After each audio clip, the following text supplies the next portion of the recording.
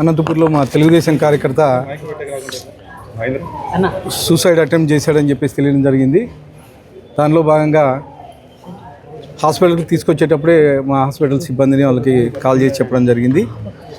ఎలాంటి ఇబ్బంది లేదు, ఆల్అవుట్ కొద్దిగా తాగాడని చెప్పేసి చెప్పడం జరిగింది. అది కానీ వాషౌట్ చేశారు. 1% కానీ ఇబ్బంది లేదని చెప్పేసి డాక్టర్లు కానీ చెప్పడం జరిగింది. వ్యక్తిగతంగా అక్కడ ఉండే డివిజన్ ఇన్ఛార్జ్ పేర్లు చెప్తాం, రాయల్ మధు తర్వాత ఇస్మాయిల్ వాళ్ళ పేర్లు చెప్తా ఉన్నాడు. వ్యక్తిగతంగా వాళ్ళిద్దరూ దూషించుకొని అబ్బాయి మనస్తాపం చెంది సూసైడ్ చేయడానికి ట్రై చేశాడు. గత సంవత్సరం కానీ మా కార్యకర్త, తెలుగుదేశం కార్యకర్త వాళ్ళ ఇంటికి వెళ్ళి నేను రంజాన్ తోఫాలో పాల్గొనడం జరిగింది. ఆ అబ్బాయిలు నూరుల ఫాదరే ఇతను. లాస్ట్ ఇయర్ కానీ నాకంటే అత్యంత ఆత్మీయులు వీళ్ళు. ఈ సంవత్సరం కానీ ఇఫ్తార్ విందుకు ఇన్వైట్ చేయడం జరిగింది. కొన్ని అనివార్య కారణాల వల్ల నేను వెళ్ళలేకపోయాను అక్కడికి.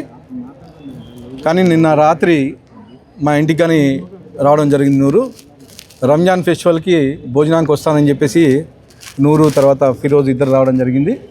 ఇద్దరు ముందే చెప్పాను, నేను రంజాన్ ఫెస్టివల్కి ఇంటికి భోజనానికి వెళ్దామని చెప్పేసి నేను చెప్పడం జరిగింది. ఓకే అన్న, నేను ఫెస్టివల్కి రండి అని చెప్పేసి చెప్పడం జరిగింది. కానీ పొద్దున్న లేసే తలకే ఈరోజు వాళ్ళు వ్యక్తిగతంగా రాయల్ మధు అయితేమి తర్వాత నూరులు వాళ్ళు వ్యక్తిగతంగా ఇచ్చేసుకొని ఈరోజు అబ్బాయి సూసైడ్ అటెంప్ట్ చేయడం జరిగిందని చెప్పేసి తెలియజేస్తాను. దానిలో భాగంగానే మా హాస్పిటల్లో డాక్టర్స్ అయితేమి తర్వాత వీళ్ళందరినీ జాగ్రత్త చూసుకోవడం చెప్పడం జరిగింది. ఖచ్చితంగా ఏది ఏమైనా కానీ ఇది జరగడం బాధాకరం. ఇంకొకసారి జరగకోకుండా చూసుకునే బాధ్యత తీసుకుంటాను.